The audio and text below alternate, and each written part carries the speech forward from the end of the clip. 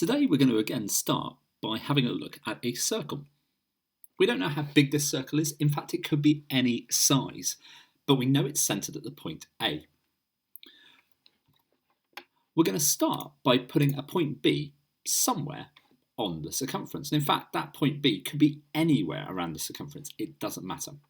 We're then going to join up points A and B, and we'll know that line from before as a radius, and that radius will be the same length regardless of where the point B is on that circumference.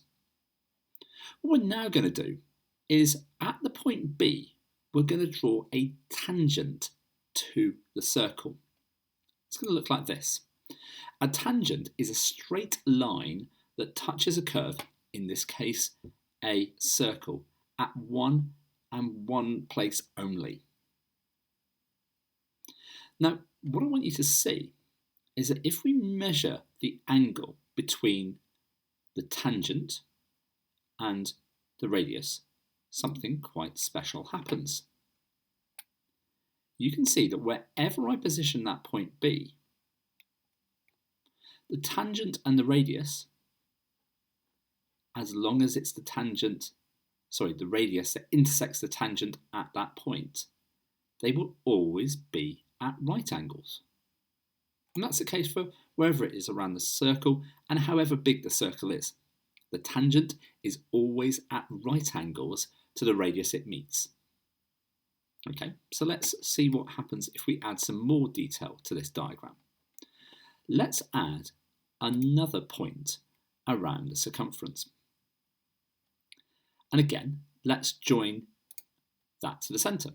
That's going to be the same length as AB because they're both radiuses. AB is the same length as AD.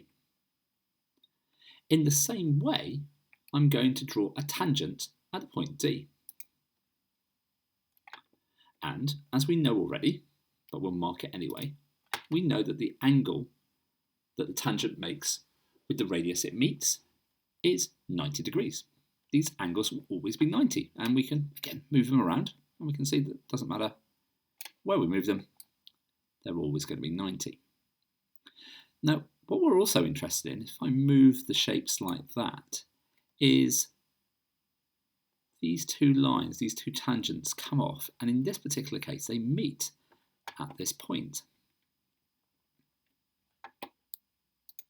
which we're going to call F. Now, there's another special property about these tangents, because if I was to measure the distance between F and B, and you can see in this case its measurement is 5 units, and I was to measure the distance from F to D on the corresponding side, you can see they're both 5 units.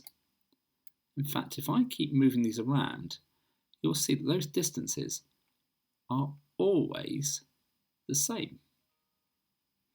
So we have two properties here that are really useful.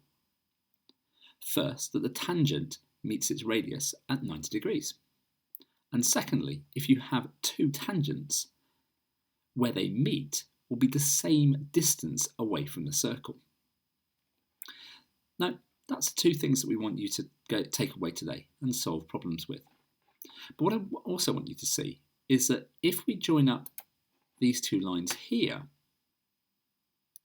these 2 points, you end up creating two congruent right angle triangles. This side is the same length as this side. This side is shared, as in it's on both the triangles and it's the same side. And this side is 5 units at the moment, and this side is 5 units at the moment. They're the same. So we've got two congruent, two identical triangles. That property might also help you in problems to come.